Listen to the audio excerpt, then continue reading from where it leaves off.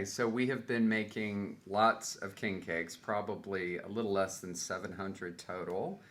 And we're making all these for the ministries to fund some of our ministries here at St. Michael's Parish in Memphis. And what we do is we take puff pastry and we fill it with a cream cheese filling. So every one of them gets cream cheese filling, and we make everything totally from scratch. So cream cheese filling, and then they get one of four different types of filling of main flavors, right?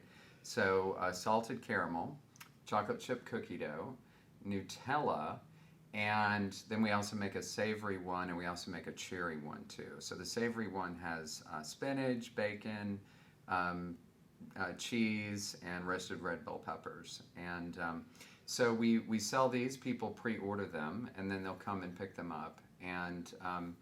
And so again, all the proceeds, they go to support our ministries here in the parish, which thankfully have been really just exploding and doing fantastic. And plus, it's a great community building thing. And but the truth is, I tell people, if you really want to lose weight, work in a kitchen, because the last thing you want to do is eat. And so, but it's been great. We have about a crew of about 20 that have been helping us out, and they've been really awesome. So we got here this morning at 4 in the morning, and I'll probably leave about 9 p.m. tonight. So we do that 5 days, for 5 days. And but it's really a lot of fun. I never had a king cake until I was working as a pastry chef before my days as a priest, and I had no idea what it was. But the first king cakes were actually in France, called the galette de roi, which had frangipane or almond cream in there. Now they call them a pithivier. And so it's almost got like this sundial that's carved into the top of it before it's baked into the puff pastry, which they glaze with egg wash. Kind of makes it nice and golden. Looks like a sun. And then they would put a little baby Jesus in there too, right? Yeah, I would say if one was going to make a king cake at home, decide whether or not you enjoy. Some king cakes are very bready. It's almost like a bread.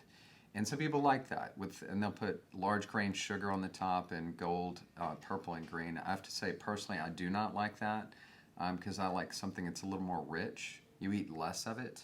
There's certainly less carbs, a little more sugar, a little more butter, but a little less carbs. And so, but it's more rich. So what we do is we make it with puff pastry, which has no yeast in it. So one can make it with Danish dough or puff pastry. I talked to a woman that actually made it with phyllo dough, and I tasted it, and it actually was really good. I've never done it with phyllo dough, but normally we would do it with either puff or with Danish dough. Danish dough at puff, pastry, and croissant dough are all what they call laminated doughs. So you make layers by lamination. You would fold it like you would a business envelope.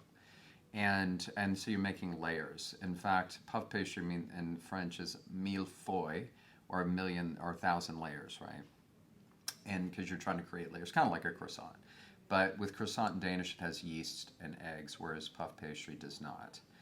So I think the cool thing is, one can go to restaurant supply stores or Whole Foods or Fresh Market or something, get puff pastry. It's just easier that way, right? Yeah, and I think it's really good to have a little bit of some kind of rich cream in there too. People seem like they like it based on what they've said. Maybe they're just being nice to me, I don't know, but I'll take it either way.